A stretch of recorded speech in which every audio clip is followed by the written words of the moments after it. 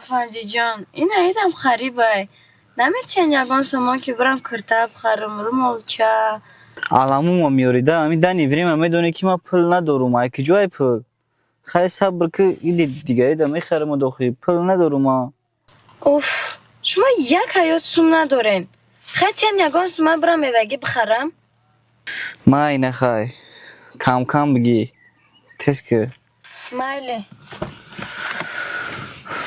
تیز بیو ای کیا چماشی